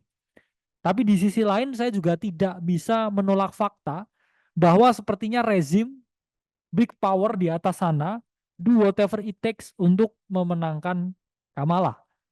Kita bisa lihat dari endorsement di televisi, endorsement di media, mainstream, endorsement dari para KOL dan para influencer, terutama para artis-artis Hollywood, yang mana memiliki pendukung yang sangat banyak. Jadi saya pendukung Donald Trump, tapi sepertinya pemilu kali ini akan berat ya. Kita berdoa yang terbaik dan yang pro kripto yang menang. Karena memang it's a very hard ya. It's a very very hard tough 50-50% chance di sini. Saya punya faith ya, semoga Trump menang dan saya ingin Trump menang, tapi ya teman-teman harus tahu di sini elit global sepertinya do whatever it takes secara natural atau unnatural untuk memenangkan yang satunya ya. Dan ingat, politisi hanya menggunakan kripto sebagai alat politik. Not even Donald Trump is actually crypto lover. Ya, Donald Trump hanyalah seorang performer yang sekarang kebetulan mau jadi presiden. Ya, beliau dulu bintang reality show yang mana do whatever for money. Ya, dan kita ngerti manapun yang menang, mereka hanya menggunakan kripto alat politik karena tingginya puluhan juta orang yang bakal vote itu mereka pro kripto, ya, too big market to abandon. Oke, jadi di sini kripto itu dari dulu bisa bertahan bukan karena smart money, bukan karena politisi, tapi karena kita ya para individu yang tetap percaya akan inovasi dan juga teknologi. Jadi kripto itu siapa? Kripto itu bukan mereka, tapi kripto itu adalah kita. Kita adalah kripto, ya.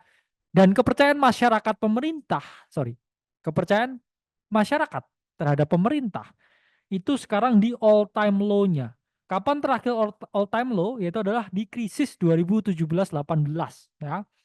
Ketika terjadi krisis tersebut, orang-orang udah nggak percaya dengan pemerintah dan sekarang ketika inflasi tinggi dan ekonomi hancur, orang juga nggak percaya dengan pemerintah di Amerika ya. Dan odds-nya memang di Polymarket ini yang tinggi Donald Trump. Meskipun sekarang drop lagi ya 10% 7 hari terakhir. Tapi ingat ya, Polymarket ini bekerja seperti stock trading ya, ada order book dan juga ada odds-nya ya di situ. Dan ini bukan dibuat seakan-akan curang ya atau dimanipulasi. Tapi memang market itu bekerja dengan order paling banyak ya. Kalau banyak orang yang long on Donald Trump, ya Donald Trump yang akan menang ya. Kalau orang banyak yang long on Kamala Harris, ya Harris yang akan leading the pool ya. Jadi harus teman melihat. Oke. Dan Polymarket ya jumping di start 2024 karena election ini ya. Banyak yang menggunakan platformnya hanya untuk US election. Dan all eyes on November 5th ya. Semua mata tertuju di November tanggal 5 karena kalau Kamala ya hari-hari terakhir kampanye dia siaran di TV ya di Saturday Night Live. Kalau Donald Trump asik nge-tweet aja ya tentang apa yang akan terjadi dan odds-nya kalau di media mainstream Kamala yang unggul sekarang actually. Chance-nya lebih unggul Kamala. Tapi kalau kita lihat di Polymarket ya, di prediction market justru Donald Trump yang menang. Tapi ingat ya, polling itu adalah sesuatu yang bisa ya direkayasa, yang nggak bisa direkayasa yaitu adalah how much money involved ya di dalam pertaruhan ini. Dan saya nggak suka, tapi market ini udah sell off menjelang pemilu dan Jeff Bezos menjual 3 billion US dollar saham Amazon sebelum pemilu, like he knew something, like he knew that someone would win, like he knew that stock market gonna crash ya. Seperti yang saya bilang, crashnya kalau ya yang biru yang menang ya. Jadi apakah market sudah tahu sesuatu? Ya, saya punya faith ke Donald Trump, tapi ini akan menjadi pertarungan yang sangat berat ya. Mungkinkah dirik? Ya mungkin ya. Anything can happen. Dan kalau kita lihat stock market sell off ya, sebelum election, like they knew ya something is coming. Microsoft drop 6% tuh dalam sehari.